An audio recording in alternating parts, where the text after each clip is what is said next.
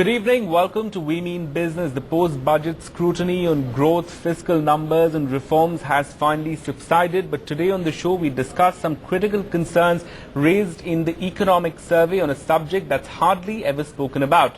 India's jobless growth, or growth without an increase in employment that could, in fact, come to haunt this government as it sets to enter an election year. On the show with me, Dr. Brinda Jagidar, independent economist, formerly with the State Bank of India, Dr. Santosh Mehrotra of the Institute of Applied Manpower Research, part of the Planning Commission, and in fact, someone who's authored a detailed study on the subject, Shoma Chaudhary, Managing Editor of Tehelka, Ganesh Natarajan, Vice Chairman and CEO of Zenza Technologies, and Manish Sabharwal, CEO of TeamLease. Before we begin our debate, though, here are some startling statistics that the survey and other reports have thrown up. The survey says India could be faced with up to 16.7 million missing jobs by 2020. It questions whether the demographic dividend that we all talk about could indeed turn into a demographic curse if something weren't done urgently about it, and says, unlike China, formal sector job growth is characterized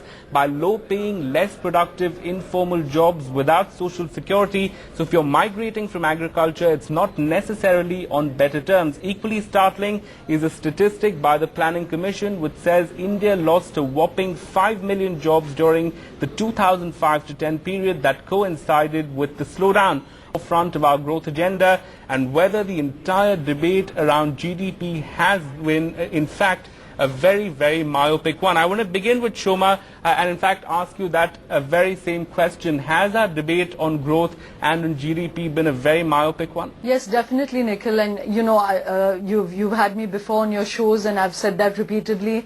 It's certainly been Tehelka's position and the focus of our coverage for many years now. You know, which is that yes, the conversation on GDP is extremely myopic. It's very monochromatic. It's one track. And it has focused only on the fact, and you know, I don't want to take that away, that there has been great wealth creation for a certain slice of society over the last 15, 20 years. And particularly the talking classes are beneficiaries of that. So I think that there's been a lot of, you know, there's been a sort of smoke screen before our eyes when we focused only on that. And, you know, the growth in India has really been driven by three things, which is real estate, you know, mining, and to a certain extent infrastructure and manufacturing, but to a much lesser degree.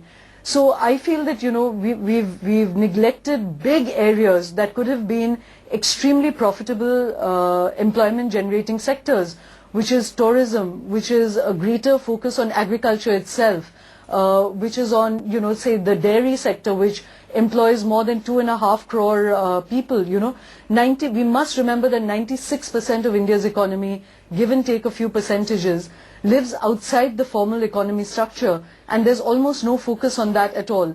I think it's hubris to imagine that one can absorb 450 million or 500 million workers into just the manufacturing sector, but that is the sole focus of most media conversations on the economy.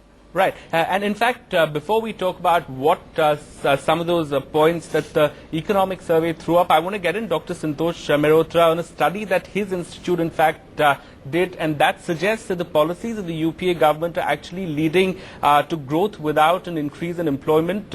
So give us a sense really of what's happening on the ground. This is not an area, like Shoma said, that's spoken about very much in the media as well. Well, I think it's misquoting me if you're saying that it's the policies of the UPA which have led to this.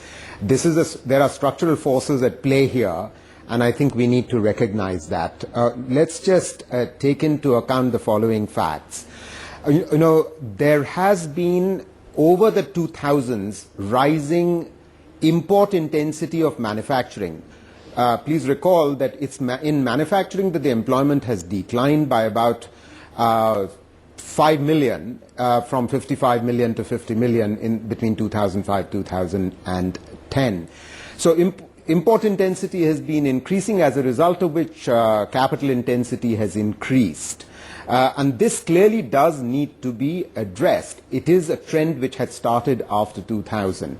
The second big reason is, for rising capital intensity, is a rise in wages. So there's been a secular rise in wages in rural areas, partly driven by Narega, which has raised open market wages, and at the same time that has raised urban wages as well across the board for unskilled workers. But so what we've seen, in fact, real wages have increased quite fast, and they have increased faster in the second half of the decade, and this is partly driven by Narega. But at the same time, at the top end of the salary and skill distribution, you've also seen very sharp rises in salaries of those on regular employment, those who are relatively skilled, but there is a shortage of people at the top end of the skill distribution and the salary distribution. So their salaries have risen faster than productivity has.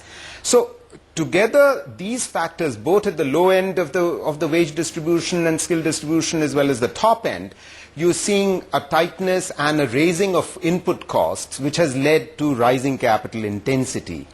There's a third reason, a third set of reasons, which derive from the following demographic. I mean, fewer people after 2005 have joined the labor force. And this is a purely demographic factor. So the cohort joining the labor force after 2005 is much smaller than those who joined around 2000, and so you get the phenomenon that it seems as though fewer jobs are being created. Secondly, we also know that for males, both in urban and rural areas, a lot of jobs were created after 2005. It's for females that the jobs haven't come around, and there have been fewer females joining the labor force. And a very important reason for that. But the bottom line, sir, is that between 2005 and 2010, we've had 5 million people losing jobs. Brinda Jagedar, is that a factor, just of the slowdown, or is it also a factor of, the government not focusing too much on employment intensive sectors like Shoma mentioned? Now, before that, let me just say, why is it that we are talking about jobs today? That's because in the next 20 years, India will add something like 132 million to the working age, to the population which is in the working age group, that is 15 to 60 years. And in the 60 plus age group, India will add something like 23 million. Contrast this with China, which will add more than 100 million to the 60 plus age group. So while all other, absolutely, so while all other countries in the world, except perhaps South Africa, India, we are definitely seeing a large number of people coming into the workforce. Right. So the concern is, where are the jobs for them?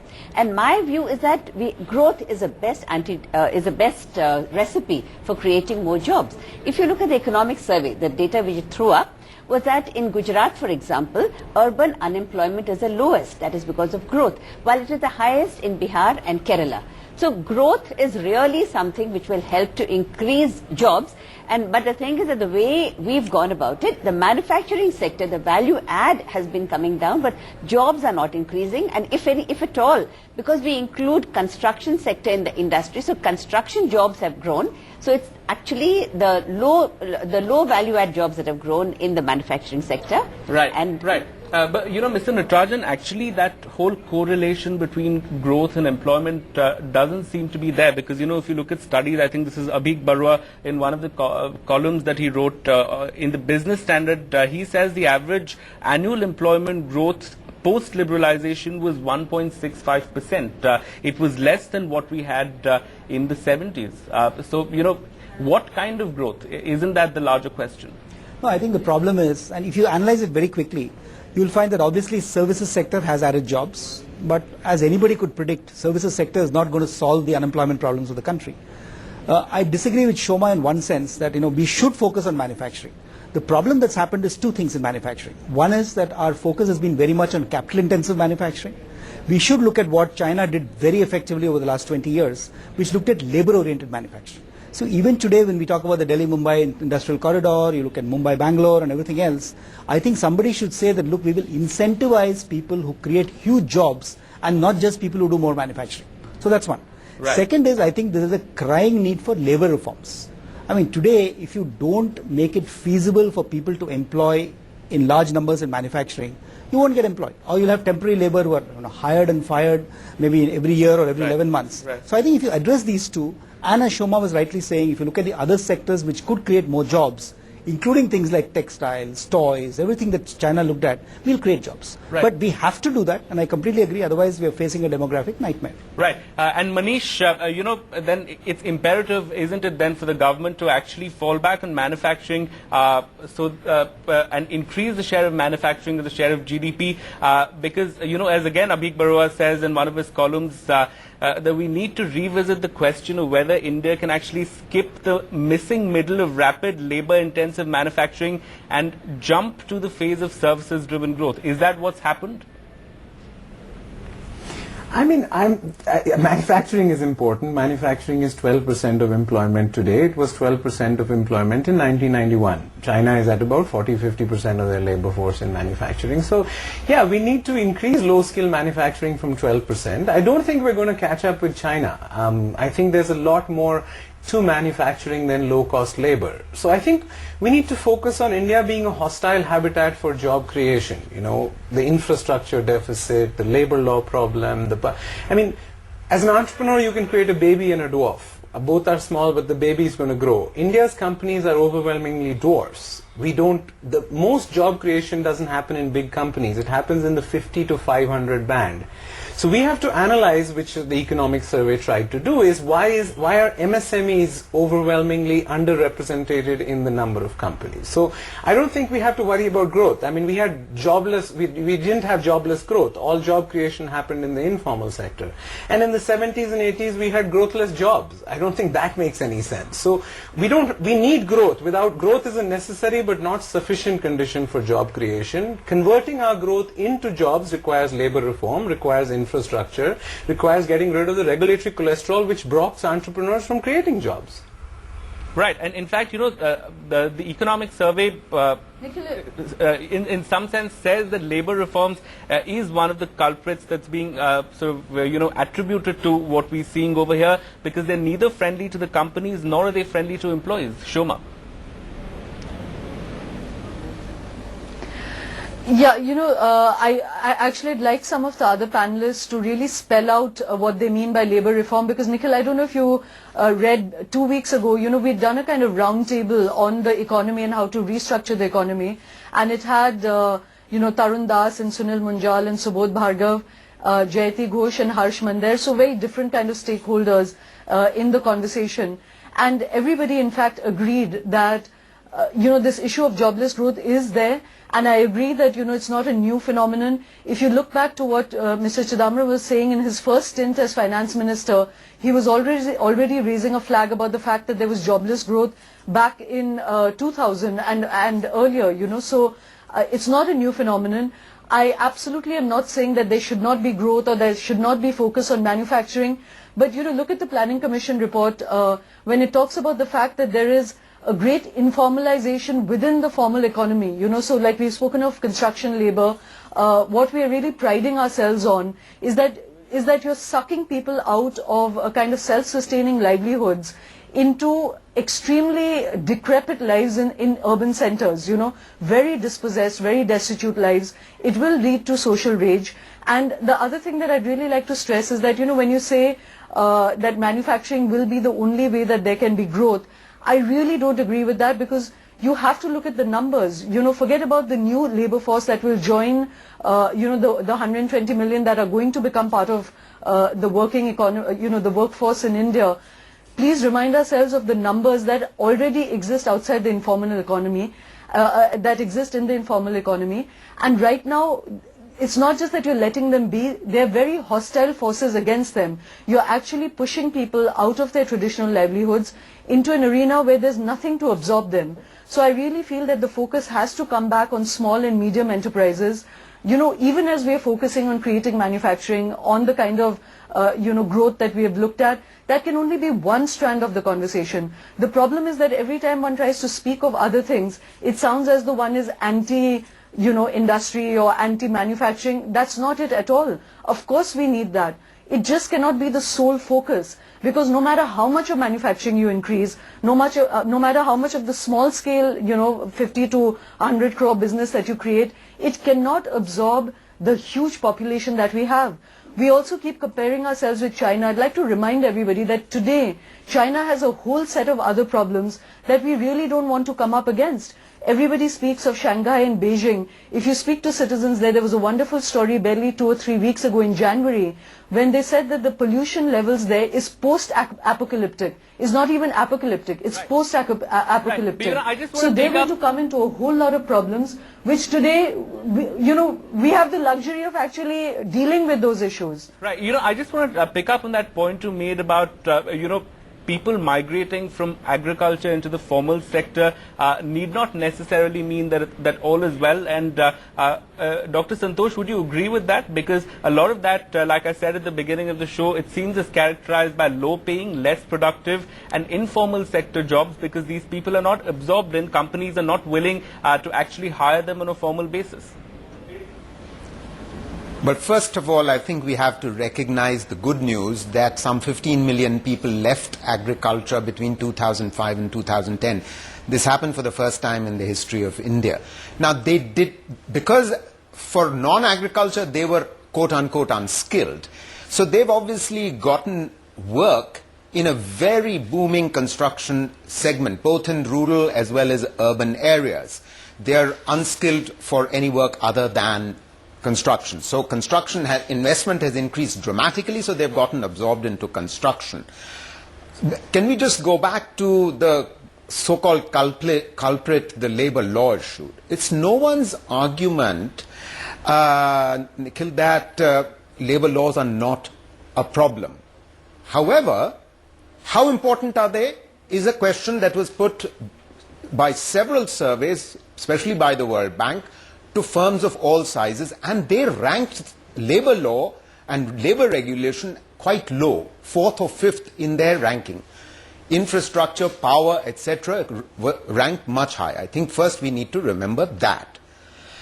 What we also need to remember, something that Shoma was pointing out, is that organized segment employment has been increasing, but in the organized segment over this entire decade we've seen casual work, contract workers. Now we're coming to the real issue.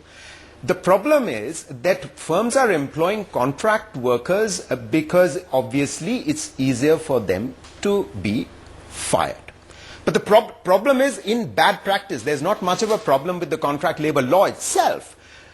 What the problem is the following, that contract workers are unfortunately not being paid the same as regular workers are for doing the same job.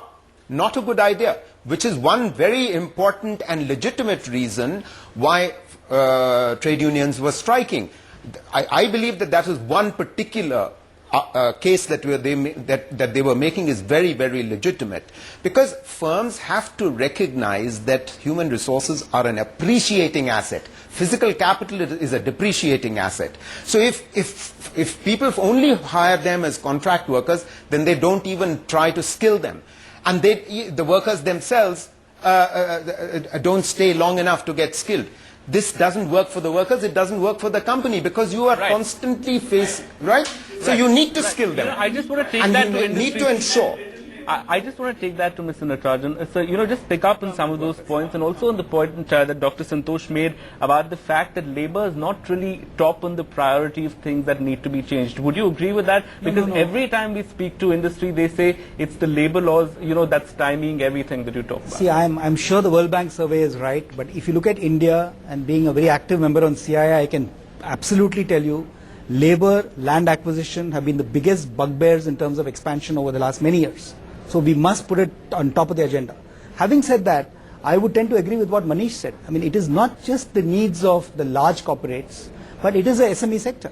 See, today if you look at America, the only regions in the US where there is high employment, there's very little unemployment, is probably Silicon Valley and the whole Boston, Raleigh, North Carolina area. And that's probably because there's so much of fueling of startups. So today, and that's something that we've been talking to various people about, where is the startup ecosystem? So we have to encourage young companies to get started, employ 10, 20, 200 people, which is not a labor law issue at all.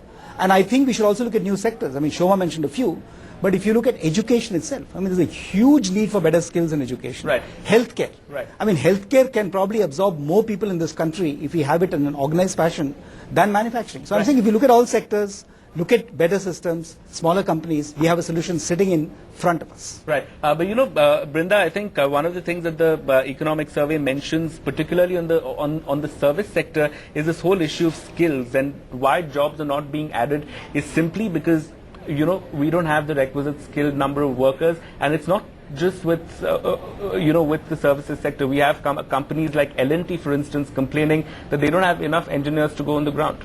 Absolutely. But I think before that, let me say that we cannot create jobs without scaling.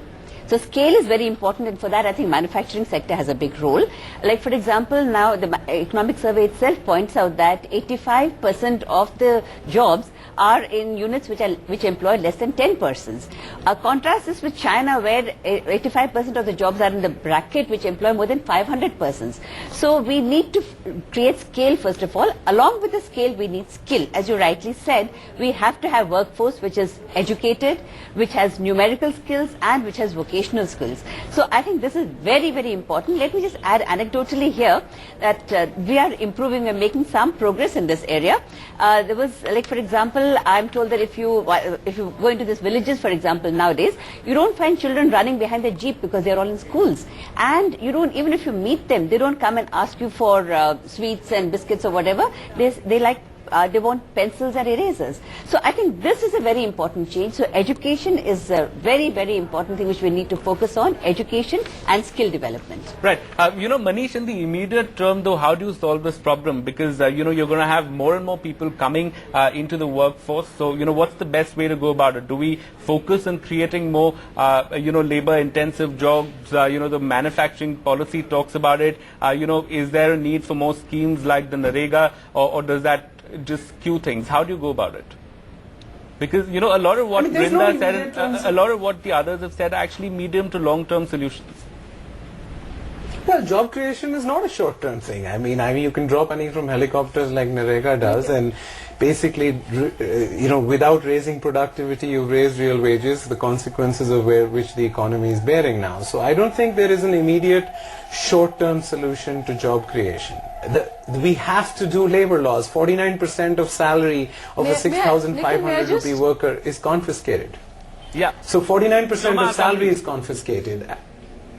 Yeah, 49% of salary is confiscated, and you know, people hire people on contract. 29% of India's labor force is on contract, because India's employment contract is marriage without divorce. I mean, how many trade unions would sign a lease if they couldn't get out of the lease? You know, a lot of people who talk about labor laws have never created jobs. Isn't that a You have to be an entrepreneur to realize that creating jobs is very difficult. Right. Shoma, isn't that a valid concern? I mean, you've seen all of these concerns play out at Maruti, for instance, at several auto plants in the past 1 year. You know, Nikhil, actually there's several strands in this. You know, one of the panelists just mentioned, I'm sorry, I can't see them, so I can't quite remember who just spoke, that Narega has sort of increased wages without increasing productivity. You know, I just feel that Narega is going to have very positive impacts which we will understand in time. Right now there's a kind of short-term discomfort that labor suddenly expects more wages, so construction or other small farmers can't get labor on their land. But if you look at labor history anywhere, nowhere has wages been raised unilaterally, you know. This in fact brings people into really a platform of human dignity, and the fact is that without that, everywhere economic sort of models are based on keeping labor prices as low as possible. What that really means is that you're constantly increasing the divide between the rich and the poor. It's not that the labor classes in any enterprise necessarily feels that they are part of the wealth creation that happens. It's us in the upper layers that really enjoy the benefits of that wealth, and I would unabashedly say that our class of people has definitely benefited, and it was important that we benefit. But let's not assume that, you know, that there is a great sort of chivalric impulse that will improve the lot of workers and of labor unless they really demand it, or unless that they are, you know, what have they really acquired? They've just acquired a minimum wage that is really their due. Number two, when we say that it is not productive, we are back to the old Indian problem, which is about implementation. The idea was really about creating rural infrastructure on which otherwise there is absolutely no focus. The problem has been about implementation, not in the concept. Because if you really had created great water, caches, wells, dams, bunds, which would capture rainwater, you would really increase India's prosperity. So again, it's the issue of implementation. Number two, somebody mentioned that, it's a point of congratulation that 15 million people have come off from agriculture into, more urban or a formal economy. Again, yes, we need to distribute our population to a certain extent, but let's again remind ourselves that there's been almost no focus on increasing the productivity of agriculture. And when you look at the number of people that are involved in agriculture and you call them, you disregard them because they're just sustainable, they're not part of taxable economy. But imagine all these people not being involved with agriculture. There are issues of food sovereignty, food security that never enter these discussions except to bring in GM and I think it was Dr. Santosh who made that point. I just want to take the land. Just Shoma, to make this point, Nikhil, can you bring these people off the land and then take the bill for affording food, importing food to feed our country? So I feel we have a very mono-tracked approach to all of this. Right. Shoma, I just want to take that to Dr. Santosh because he made that point about the 15 million people coming out of agriculture. Dr. Santosh, if agriculture is your mainstay, why not emphasize on actually making that more competitive than just, following China because they did well with manufacturing? Why should we be congratulating ourselves that 15 million people have actually come out of agriculture and are now living in decrepit conditions, in the urban areas and doing informal, less productive jobs, which is also what, your study says? No, I'm sorry. Let's just get the facts right here. When people leave agriculture, that is the way economic transformation takes place. It is definitely good news that people are leaving agriculture to work in non-agriculture. They haven't found those jobs when they leave agriculture in manufacturing. Some of them have found them in services, but they've mostly gotten employed in booming construction activity. So that is, and why are they moving out to construction? Because they're getting higher wages. That's the reason. And we also know that real wages are, taking into account inflation, have risen and consumption expenditure has risen, and I completely agree with Manish that job creation is a slow business. But the trajectory has to be right, strategy has to be right. So let me come back to strategy. I don't entirely agree with Manish that, Narega is a pure handout, that it's not increasing productivity. There's enough empirical evidence slowly emerging now that it is raising productivity in agriculture. I completely agree with Shoma that we have to invest in agriculture because, still 53% of our workforce is producing only 15% of the GDP, which is coming from agriculture. That is unsustainable. More people will need to move out of agriculture, and the productivity of agriculture must improve, which requires public investment, which will bring in private investment. But let me come back to the issue of how do we generate more employment outside of agriculture, outside of merely construction, because construction will go on growing, there is no question. We are doubling the investment in infrastructure in the 12th five-year plan compared to the 11th five-year plan. I bring you back to the earlier point that one of the reasons why manufacturing employment has not grown, and if anything it has declined in the latter half of the 2000s, is because of the growing import intensity and hence the growing capital intensity of output. Now, the fact that Narega has raised wages and raised consumption across the board and poverty has declined as a result of that is creating a large rural growing market in our country. Right.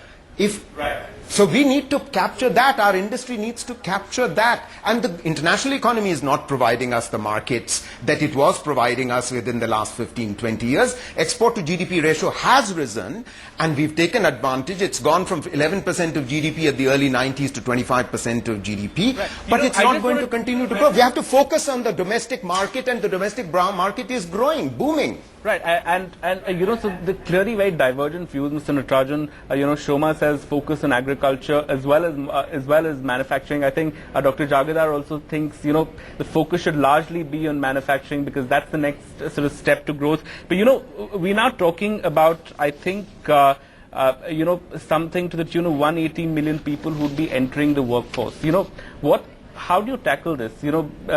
Because problems of labor and so on are not going to go away very soon. Has the budget, for instance, this time around, done enough to tackle this? Okay.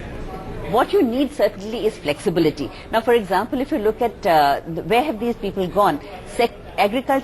People have moved out of agriculture, but they've gone into other the wholesale and retail trade. They've gone into mining, they've gone to finance, they've gone to community services. So they've gone into a whole range of other areas.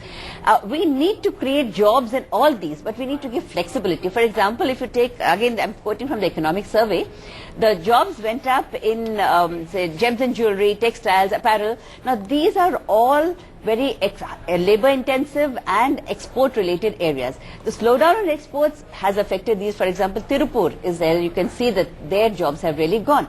So what you need is give flexibility so that people can move in and out of industry, in and out of sectors, in and out of areas.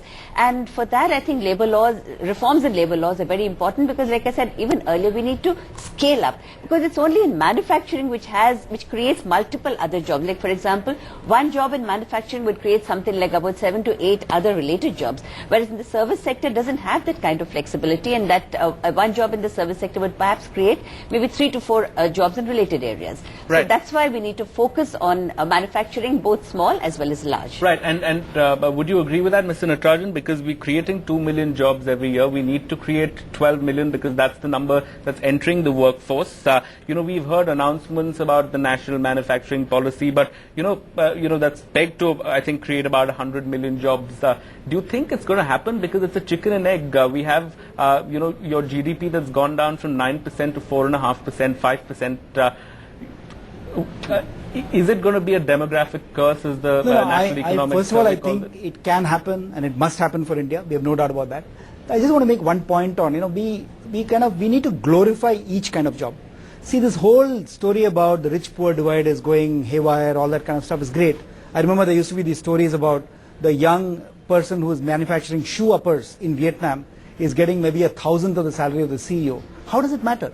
If you go to Vietnam, visit the Nike shoe factories, they're all happy people. So I'm saying we should celebrate the fact that there are various skills at various strata.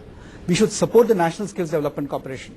I think the sector skills councils are doing a great job in terms of identifying vocational skills. So if you look at strata like vocational skills, then the plant supervisors who may be coming from the ITIs, then look at the engineers who should be used for engineering jobs and not for low-level jobs, and then look at managers. You'll stop worrying about are the rich people making too much money, and instead we'll say, is there enough trickle down to make sure that everybody has a fair wage and 2-3 meals a day? So I think we should not worry about the rich-poor divide and everything else that worries us more. We should just ensure that India is employed and everybody is employed to a level where he or she can support a family. Okay, before I get in, Manish, Shoma, do you have an ideological opposition to that, to what Mr. Natarajan is saying? No, in fact, it's not ideological at all, it's pragmatic. I mean, there's so many things that one speaks of now, you're just seen as sort of left of center, anti-industry. It's not that at all, How can somebody say that one should not worry about the divide? We've all been talking about how the biggest boom has been in the construction sector. We don't join the dots. We're looking at the kind of social rage that there is around us. You just need to go to any construction site. Let's go to Select City Mall, which I live next to. And you're bringing up this absolutely glittering structure, and next to it are these hovels, rat holes where people are living.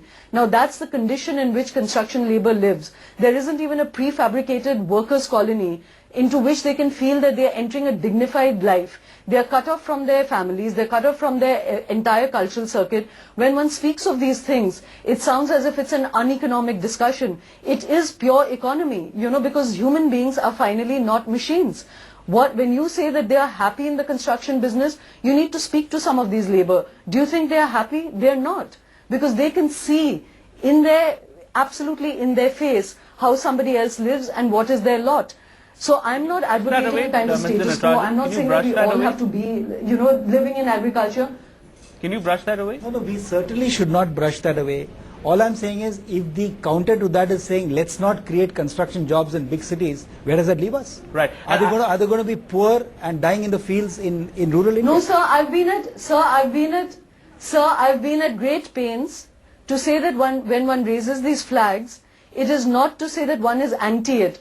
One is just saying that we really need to broad base this. Let's bring up the craft sector, which none of us have spoken about. It's just that every economic discussion, ends up being about manufacturing. Look at crafts. There's a 400 billion sector in crafts globally. India has 2% share of that. I think although we are the repository of how many crafts. So because we're running out of time, I think the point that Shoma is trying to make is that we need to steer our policy, to make it look, beyond manufacturing. And one of the things that the government is doing, possibly positive, Manish, is the NSDC. How do you look at that? We had 1,000 crore rupees, I think, sanctioned to the NSDC this time around. Is that going to make a big difference? Because the NSDC is going to create vocational jobs that are productive, that are not, construction related or not unskilled jobs as such. Is that going to make a difference? NSDC is not going to, you said NSDC is creating jobs. NSDC will create skilled students. We still need to create jobs. I mean, I think there's a supply and a demand side issue which we're tangling together. We have to get people off farms. We have to move them. Construction, infrastructure and mining, people look down upon those jobs, are the most labor intensive jobs that we have. So we have to get labor intensive industries. I mean, increasing productivity in agriculture, when people talk about increasing productivity in agriculture, that means less people employed in agriculture by all math. I don't know which other math is being calculated here, but increasing productivity of agriculture means we have less people in agriculture. Sir, I just wanted to ask you and actually challenge this notion that a job in the mining sector is in which reading of economy or social sort of, indices better than a job on land. Have you seen the condition in which mining workers work? Yes, ma'am. And the fact is that actually the mining industry has created, yes, great oligarchs, but it has not really added to the economy of the country or the exchequer, because until a little while ago, when in fact there were people's resistance on ground, what people were paying, what mining companies were paying was just 26 rupees on, say, a ton of iron ore, when that was being sold at rupees 5,000. Jobs. Mining is a highly capital-intensive activity, regardless of which part of the world. You just said that that's the most labor. Construction is. You just said it's the most. No, construction. So you just said. All right, I think we can go on and on about this, but just a final word. Mining is a very labor-intensive. Right. I think it was Manish who said that. But, just a final word to you, Shoma. Is this going to be an election issue? Because, we've had this sort of fall in job creation in the past 5 years of the UPA government. Is this going to be sort of a big blow to the incumbent government when we go in for elections in 2014? Yeah, I think so. I think it's an election issue, but I think one of the panelists at the beginning said that this is not just a UPA government problem, because this is across the states, in many states, let's put it that way. I think it's an issue about just broad basing our approach. It's definitely an election issue. There's a very angry, very young and very restive crowd out there.